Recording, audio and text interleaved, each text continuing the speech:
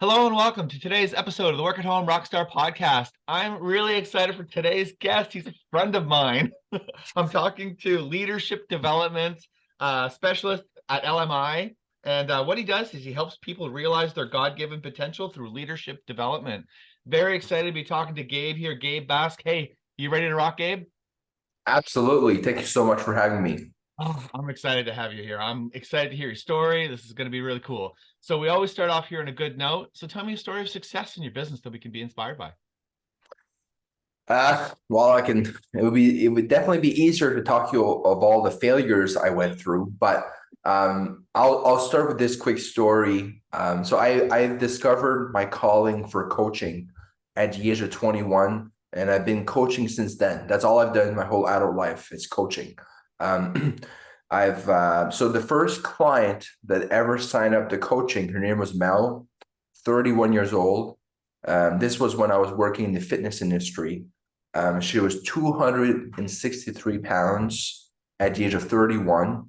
This was July, I think, 2011.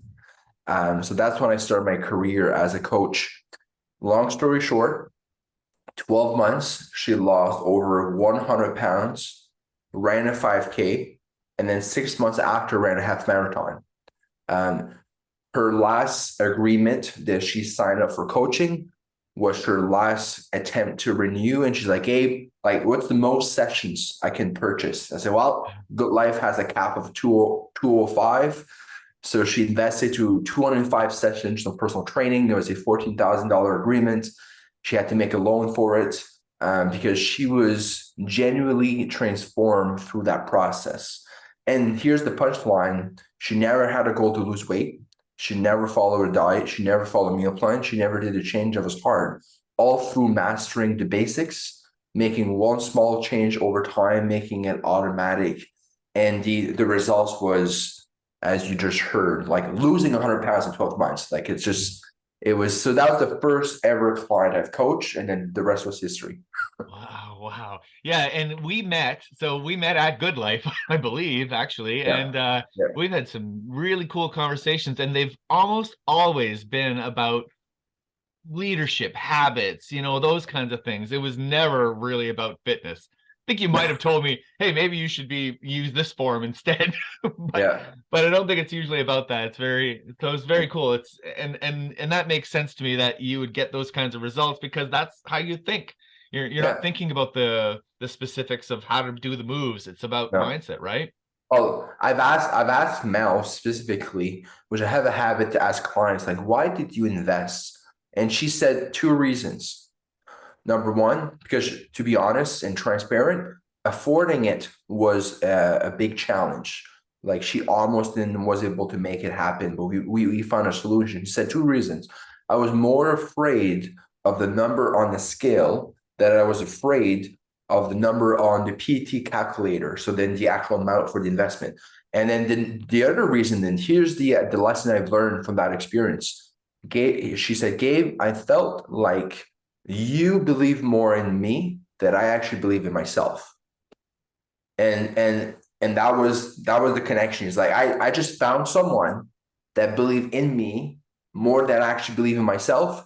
I'm all in. I don't care what you tell me what needs to be done. I'm just gonna do it. Wow. Oh, that's amazing. Yeah, and in a way, it's a little bit sad that it takes that much fear to really flip things around and start to go for things because I mean you hear that all the time. People are at rock Yeah. bottom at whatever it is that they're trying to change before they actually start to make that move in the right direction. But on the other hand, that's where they're going to find someone like their Gabe, right? Is at the Yeah. rock bottom when they're just, I have not nowhere else to go. I'm willing to do whatever. And then they find that person that believes in them, right? Yeah. Wow. Yeah. So now the good note goes hand in hand with the bad note. Yeah. And I know you mentioned that there have been some struggles along the way. Mm. Now, so can you share with us something that didn't go as planned and how you got out of it? Yeah. Well, my first rock bottom to continue that train of thought was actually right after meeting Mel. So I met Mel July 2011. Prior, meeting her, I was unemployed for 12 months. I was unemployed for 12 months through my 20s. Prior to that, I was a correctional officer. I used to work at the Moncton jail. Oh, wow. That's my background. So I got laid off as a correctional officer. I was divorced. Few people know this. I divorced with my ex-fiance. I was engaged coming up from high school. We were living together. I was an alcoholic. I was addicted to porn. I was had an anger management problem. So like literally punching coal in the wall, like a lot of anger in myself. And so I was unemployed for 12 months prior meeting Mel with Good Life. And through that year, there's a time specifically during the summer that it got so bad because I was drinking my paycheck. I had three options. I'm either moving on the street, I'm moving back home in Bouctouche, which was not an option because I had too big of an ego, or I would have found somewhere else to stay. So I did what we do back then. I went on Kijiji to find a room to rent, and I moved into a random family up Moncton North in their son's bedroom. And it was literally at that time I was living it was so weird. Like I was living in this room with a family I did not knew just because that's all I could afford. I was sitting on the bed inside looking at all his weird posters on the wall. And I'm like, what the hell are you doing? Gabe, wake up. Like this is not life. So that's when I started asking myself the questions. What's the meaning of life? What happened after I die? What's the real purpose behind my life, our life? Why was I born in the first place? And that's when I start kind of making the connections of like, okay, I care about people, I care about fitness, and that's when I eventually led to start a career in coaching. But prior meeting Mel, I was broken and broke. Wow. Wow. Okay. Whew. Well, and maybe that's why you're so effective at what you do, because you've been there. You know what it feels like to be broken and broke.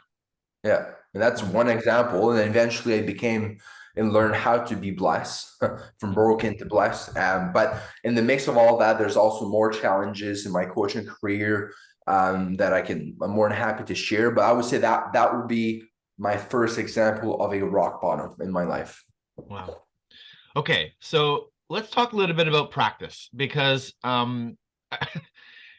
especially in everything you do, I'm sure that practice and routine and all those things come into play. But I'm not even gonna prompt the question. I want to know, what does practice mean to you? What does that mean?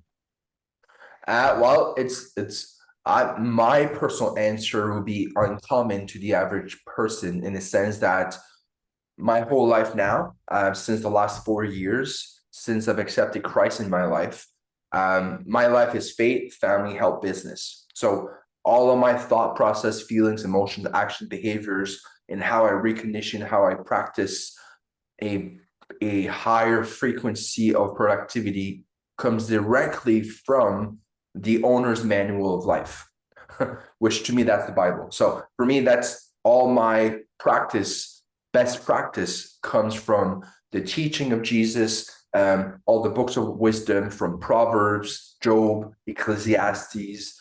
One of the books that I study for practice is Proverbs, and there's 31 chapters in the book. And I've been studying that specific book since April 2020 daily. So every day there's a bit of a reading and meditation and dissecting in the book of Proverbs. And there's 31 chapters, so it's easy to do a daily. So since April 2020, I've been studying Proverbs. Wow. So in that specific book, it's all about practice, leadership, marriage, managing money, confidence, communication skills. It's a book on wisdom. Solomon gathered all the famous wise sayings of his time, and he constructed this book of practices. So that's where I gain knowledge, which is just like how we think, but then wisdom is what we do, which is through the heart. And that's where I gain my wisdom now in my life. Wow. Where do you think where do you think the motivation comes from to keep up with all this stuff? Well, it starts with truly understanding one's purpose, right? It's the from Simon Sinek, Start with Why, or Viktor Frankl from Man's Searching for Meaning, right? Surviving concentration camps, purposely driven versus outcome driven, give or get.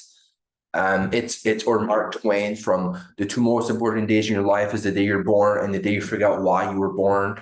So for me, it's where the rubber meets the road is when someone's truly realize what's that idea that's bigger than Gabe, right? What's that idea that's bigger than me? And for me, it really came to me, and it was hard because everything was just crumbling from my finance, my marriage, my addiction to porn. To going through a full-blown personal bankruptcy. I had over $200,000 of debt over my shoulders. So everything was crumbling. And then literally it was March 27, 2018 at 8:01. That's when we'll just say I came to faith or I surrendered. And I just said, well, this is not working for me. So then I got to find a better way. So then all my strength came then from that realization. Like literally, like this is true story. I'll share a quick story. 2019, I think it was. I was at an event called Stronger. We had I think it was 100 or 300 men that gathered to gain strength and the knowledge and wisdom. And at the end of the event, I felt weak. I felt puny. I felt like I was not strong. And then I start asking myself, or in my case, asking God, like, why do I feel so weak? And this is when I hear this, and I hear literally a small, still voice speaking to me and say, Gabe, Google your name. I said, what are you talking about? Google your name. So honest to God. So I feel weak at a Stronger event, and I Googled my name. And when you Google Gabriel, the first thing you see is God is my strength. So the Google definition of Gabriel is God is my strength, right? So true motivation comes from denying self and to lean onto what I believe is where I gain my strength. Wow. You're a deep fella. I like it. Okay, so now when I find that this a lot is that, well, number one, you mentioned a whole whackload of vices. I mean, the world is just filled with vices. And it's I mean, it's challenging to stay away from all these vices that are just in our faces. And in a lot of cases, they're made to sound like you are a better person or a stronger person if you give into these vices, including porn and uh, gambling and alcohol and partying and all these things that people get into. Um, and then at one point, you sort of think, okay, I need to stop all this stuff. And then you start moving. Do those challenges continue to come up? Do they get harder? Do they get easier? What happens after that? Well, I personally obviously vocal in my own struggles because there's as we share our own stories, we give permission to everyone else to do the same, and there's a lot of healing through sharing. And I personally volunteer a lot of time from street ministry, the guys at Harvest House, to soon prison ministry, and for me recovering from challenges or addictions. Addiction is really having a bad relationship with something. This could be work, this could be cell phone, social media, people acceptance, your relationship with self, right? So for me, I still struggle currently with emotional eating, codependency, but I have overcome pornography and the love of money, which is the root of all evil, right? So the reality is, I'm still just a human being.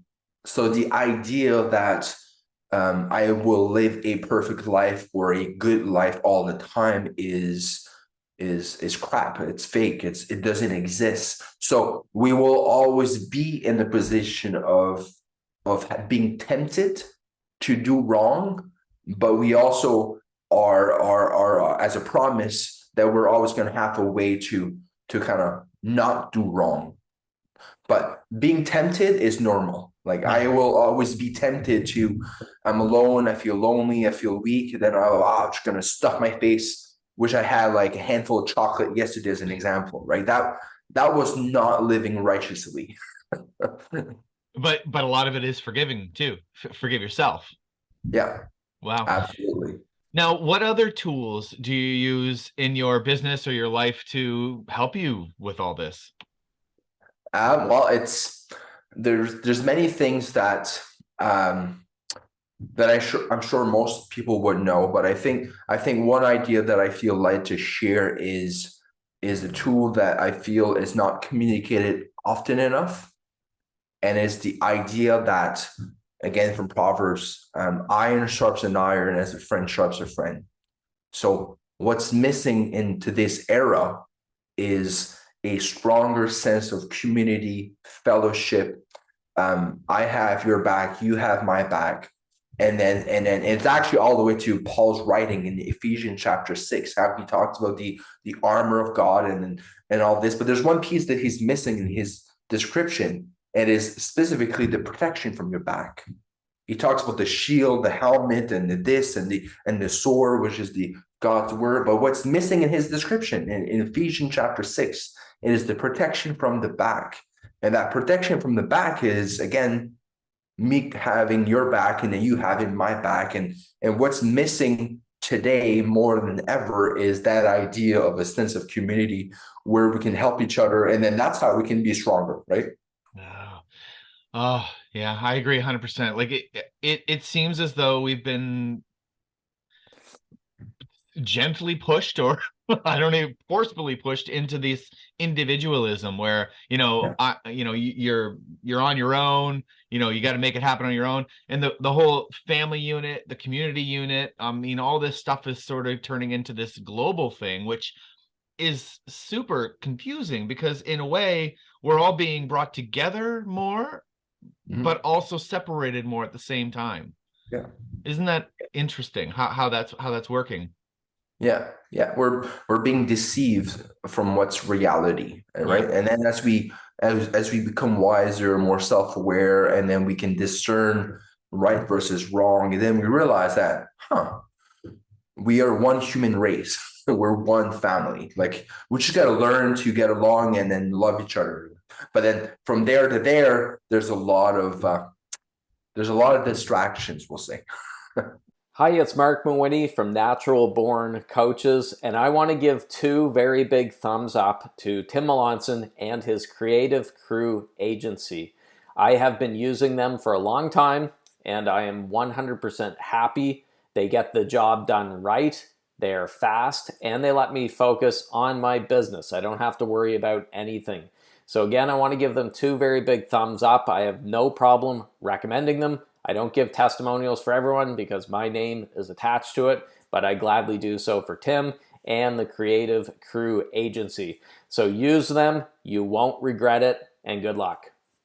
Well, I think that, I mean, if we look back even, let's say 30 years ago, before, this whole globalization started to take hold, and you think about how communities used to be a lot tighter, and Yeah. those communities would be more or less like-minded in the way that they think about things, right? And so yeah, okay, fine, there'd be some people with differing opinions, but no real deal breakers, really. I mean, and even we were encouraged to not even talk about anything that could potentially be a deal breaker. Don't talk about religion, don't talk about politics, Mhm. so the things that could be deal breakers we weren't talking about. So people were mostly like-minded. Now that social media is in play and this whole world is getting smaller, we're being shown other ideas.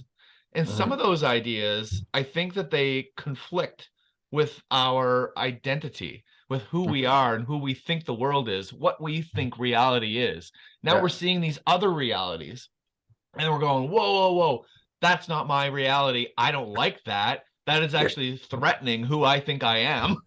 Yeah. And we're pushing against it now. Yeah. And I think a lot of that is a lot of the problem, is that rather than recognizing that that's just their reality, and that's okay. I mean, if Hmm. they're happy, then I'm Hmm. happy. And Yeah. I might not like what they do and Yeah. what they're doing over there, but if they all like what they do over there and they're not hurting me, the Hmm. idea doesn't hurt me directly. No. Well, sorry, it might hurt me directly, Yeah. but that's my work to realize that I'm who I am and I'm comfortable who I am. Doesn't matter who they are. That doesn't affect who I am.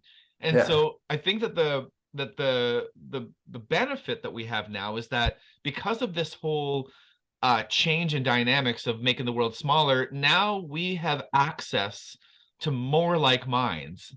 Hmm. If we can stop worrying about the non-like minds, right? Yeah. Yeah. Because it's like we're fighting the non-like minds when we could be just accepting the like minds, right? Hmm. Hmm. And you mentioned a couple things that you've been doing, like you've been having events with like-minded men and all that stuff. Like that's amazing. Like how, imagine there's someone listening to this podcast that does not feel like maybe they're alone. Maybe it Hmm. so happens that their community is not like-minded. How do they find the like minds? Yeah. Well, it's like, I don't know, like if you look at Jim Rohn's, right? He talks about you're the average of the five people who spend most time with. Or if you look at Charlie Jones in the book Life is Tremendous, small book, amazing book. I'm paraphrasing, he says that you're the average of the 10 people you spend time with, and you can only be in your 10 top percent. So if you spend your time with idiots, you're most likely to be an idiot. So it really comes back down to, as we grow self and as we become more self-aware, then suddenly our environment also starts shifting and changing. So Yeah. I'll give you an example. When I quit Good Life Fitness 6.5 years ago, when I still was afraid of public speaking, have a lot of insecurities, but I knew that was what was right and what I needed at that time, my self-image was not good. But what I did that time was my commitment, which was the minimum, was to meet one new person per week indefinitely to learn from their life. Hey, you want a business? Let me buy you a coffee. I want to learn from you. And then it was once a week, sometimes like 3, 4, 5 people per week that I was intentionally meeting and learning from. So that 20 people per month, right? That's a lot of learning from people. I learned from doing. So that was a great way for me to learn. So I just took the initiative to surround myself with people that are millionaires and working to be billionaires, to then having successful marriage, to then learning how to properly parent kids, right? And just all the ideas of life. But I put myself in the position of learning from the people I admire and trust, right? But instead of just staying in the bedroom that I talked about in 2010, crying my face off, being pissed drunk, and say, "Oh, it's the end of the world," like in my pity parties. I know, like, what do I care for? What do I have to give? And I care for people. I care for fitness, and that's when I joined Good Life, right? Wow. I can double down on that. And I mean, that leads right into the next thing about learning from the best, learning from others. Because when and I've been in situations where my business has been nothing and has been really stagnant. And that's one of my things too, is I'll actually go on social media is great for that. Go on social media, I'll go find people that have similar interests, not no, maybe not even similar interests that I want. Like Mhm. I'll go find people who follow Jim Rohn. I'll go find people who follow John C. Maxwell and other leadership, Rich Dad Poor Dad, like just anything that I think would be people that would be successful in something that I want, and I offer to buy them a coffee. And Yeah, now we have two people here right now that have yeah. offered to buy people coffee. And Yeah. do they say no and get mad at you? Mm. No, they say yes. Like Yeah. most of the time that people that are successful are totally up for actually talking to somebody who's hungry for that same success, right? Hmm. Absolutely. Did you have any pushback on that? Like, was your experience the same? Uh, Sometimes yes, but when there's a pushback, they're actually not rejecting Gabe, they're rejecting themselves. they don't see their own self-worth in being the person to be providing support, help in that specific way. And I had to learn that the hard way, especially as a coach, and having people kind of reject the idea of personal development as an example through LMI. And I had to learn it has nothing to do with game, it has all to do with them. They don't have enough confidence in themselves to then produce the results they know deep down they're capable of producing. Because we all have a glass ceiling, right? And we can see through this glass. And my role in this life is to help someone kind of break through from that glass ceiling. And some people are just not ready to have those conversations. Some people are just not ready to mentor someone else because they have their own insecurities around their own struggles and challenges. Yeah, so that's completely normal to have pushback from people when you do reach out. Yeah, and I mean, they obviously could also be busy. Have Yeah, some other things on the go as well, right? yeah, busy. I would even say not necessarily busy, but they're just not prioritizing it. Like we're always continuously doing something. We can't get more time. We all have 168 hours in a week, 24 in a day, 1,440 minutes, 86,300 seconds. Like we can't add more time to our time. What we can do is we can reprioritize our time based on our priorities. And it's just when someone says I'm not busy, it's just you're just not a priority. You're not a priority in my life. And then they're like, well, I just rather do this instead, right? Oh, that's awesome. So let's talk about that because boundaries are important.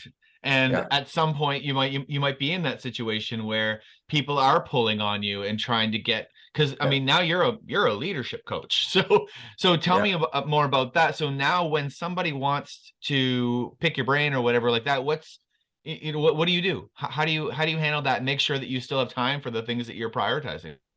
Well, it's funny. I'm not busy. I have all the time in the world. Like I always coach like say 6 to 8 groups at any given time, of successful executive business owners, directors, etc. Which only demands me like a week of 3 days of coaching on a bi-weekly basis. So I have a full week of more flexible time, right? And I want to have these similar conversations. So I do get on an equation. I met someone actually this morning for a coffee, and he's like, "Yeah, you've been on my mind for like months now. Like every week, you've seen your posts, and you messaged me out of the blue a couple months ago, and I thought you were a weirdo. So I said no. And then as I start still thinking about you, I had like 3 people that said I should have a coffee with you. So I said, I gotta reach out. So he reached out to me early this week. We had our coffee this morning, and we just had a good conversation, but that happens fairly often. But it doesn't happen to the point that I have to refuse people from like no, I'm too important for you. Like that's not Gabe. Like for me, if someone wants help, I'm gonna help you. If it comes to the point that I don't have the actual time, then I'll just coordinate a time with multiple people. So Yes, create a little group. Yeah. yeah, so then I truly I love to volunteer. So I volunteer a lot of my time. So then if it's that kind of the initiative, it comes to the point that there's I don't know, like there's 40 people that wants to kind of bounce some ideas, then I'll create a Zoom call. We'll all log in on Zoom. So there's never a time that I feel that someone should be. Again, it needs to feel right too. Like there's people that definitely want to abuse um, time, etc. But then as you grow wisdom, you can discern. You know if it's the right conversation to have or not, right? So anyway, You're right about that. Yeah, because there are definitely some black holes out there that have no intention really of changing, yeah, and they're sort of trying to. I don't even know what it is. I don't. And I mean, it's tough to talk about this topic of the black holes because I think that there's like you mentioned before. I mean, coming out of like so say alcoholism is a good one because I'm sure that the people that you hung around with at the time that you were drinking a lot were probably a lot of other people that were also drinking a lot too, right? yeah, yeah, And then when you come out of that and you start to move into something different, uh, it's not it's not that you, I mean, I doubt you picked the phone and called every one of them and said, listen, buddy, you drink too much. I can't hang out with you anymore. It was just a matter of you probably now just spending your time somewhere else and maybe less time with them. But eventually these people do tend to try to kind of bring you back into their fold. And they might even make it sound like they want to change too, but they don't really want to change. And that's really difficult to get yourself in those situations. And a lot of times it's like close old friends, family that will try to pull you into their direction. Yeah. So how do you handle that when that happens, or has it happened to you? It hasn't really happened much, like to be honest. Like as I change and grow, and then I kind of live out what I feel is the right way to live. And I'll share this. I guess a couple of weeks ago, I shared a post on that, and I said specifically, which I stand firm on.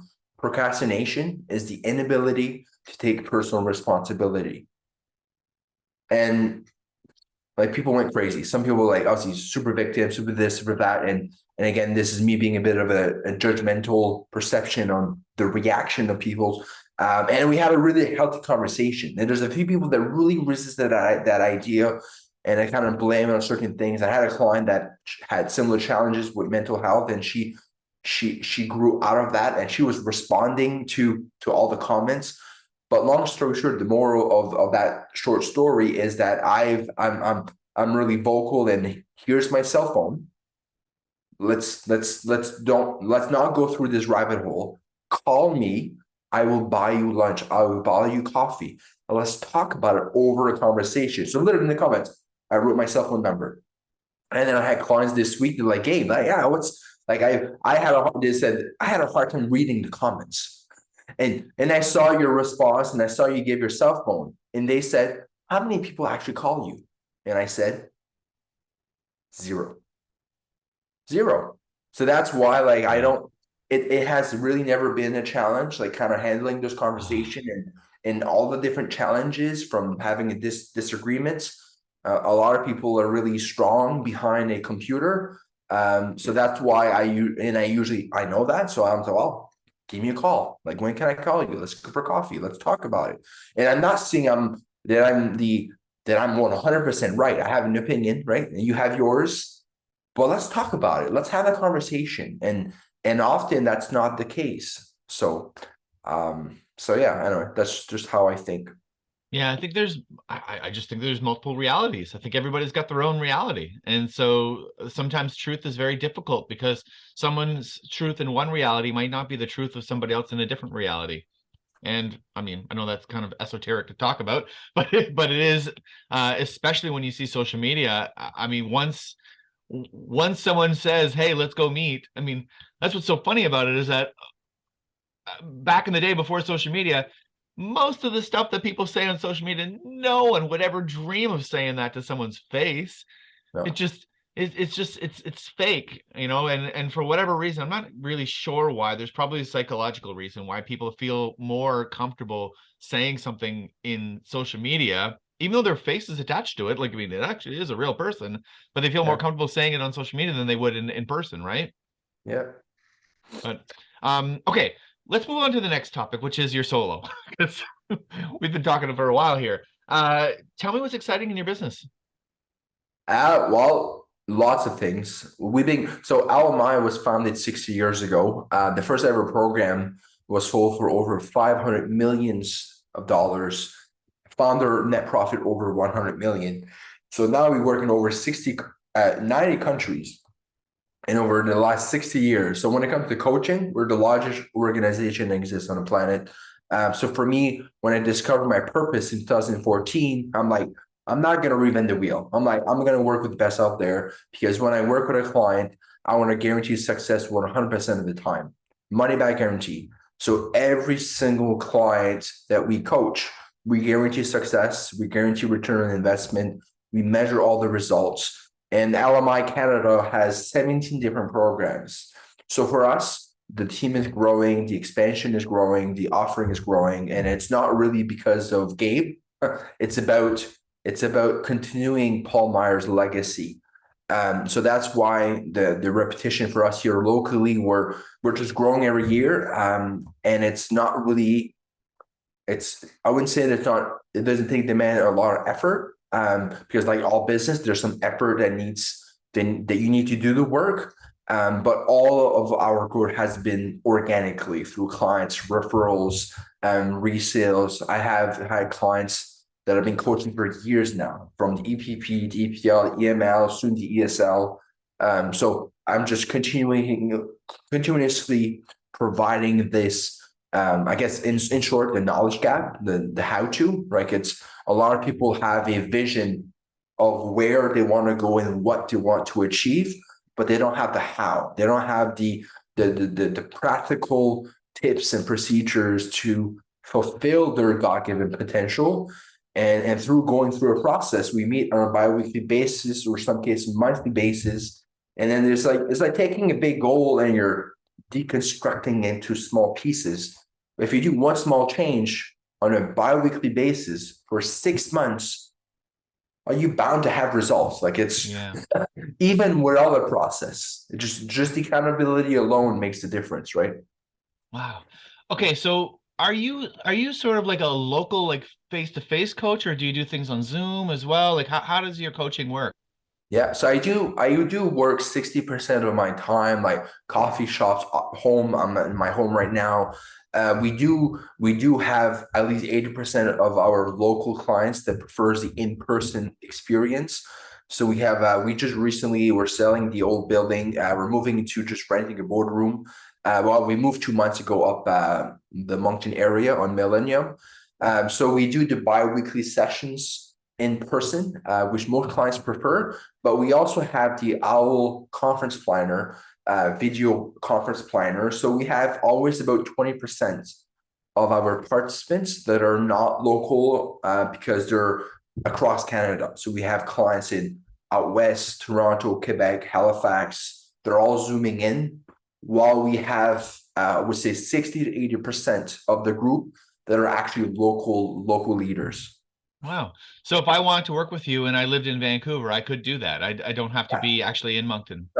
No, we have a list of clients in Vancouver as an example, and British Columbia. I have someone starting 2 weeks from now. So we work with executives, business owners from all walks of life across Canada. And so just in Canada, not in the States yet? We have obviously existing partners across US, China, Australia. So we work in 90 countries. So we would have a office representing LMI in 90 countries. So Yeah. lots So chances are of you can find offices one. in the US. Yeah. Right on. Okay, so now what about, like, who would be the ideal person that would get the most from an LMI program? Usually like a CEO running a medium organization with like a C-suite director management level, and this specific person is truly gifted in running an organization, but still lacking a bit of leadership, right? So there's a big difference between management and leadership, and it's really equipping that CEO and really redirecting his time to be more focused on the people and less on the process, right? So most successful CEOs of organization, which is rare that I've seen, should be spending 90% of his or her time like on the people and 10% on the process, because they're stuck in or managing, right? But it's really about like being laser focused on your craft, right? And mastering, like developing the leaders around you, right? So that's how we really provide value to executives and directors and VPs. And I'll have groups that comes to me and they say, I really need to grow my directors and my managers. Okay, that's great, but let's start here first. Change starts at the top. You're not being productive. No. Like, yes, but then you're half of the problem. Your ability to inspire change to your people is half of the battle. So I can coach your directors, but if you're not changing, there's going to be this is obviously learned from experience. We have worked with organizations and the director management level without working with their C-suite, and it's not as, the output is not as great that if we actually start at the top and then we work our way down to the different levels. Okay, so if you're a CEO in a business and you think your problem is your people, then chances are you'd be a good client for Yeah, exactly. Right. It's like it's not the people. It starts with taking responsibility. Right. It starts at the top, right? And people, it's like it's typical, like not saying this is the case for often, but we can all learn. We have the humility from it. It's do as I say, not as I do. Yeah. But I just wish my COO would be using his planner and be more organized. And then, are you using it? Are you eating my example? Like often there's probably yes, but there's a small disconnection. So it's about increasing the leadership lid of an organization from the top and then working down. Love it. Love it. Right on. So tell me, how do we find out more? Well, I'm fairly easy to connect. Like you guys learned today, I've have the habit of sharing my cell phone in conversations. But on the website, we have a website locally, nationally, internationally. So locally, it's the slededge.ca. Well, fairly easy to get a hold of from LinkedIn, Facebook. Yeah, website would be a really good start. Awesome. Thank you so much for rocking out with me today, Gabe. This has been a lot of fun. Awesome. Thanks. To the listeners, make sure you subscribe, rate, and comment, and we'll see you next time on the Work at Home Rockstar podcast.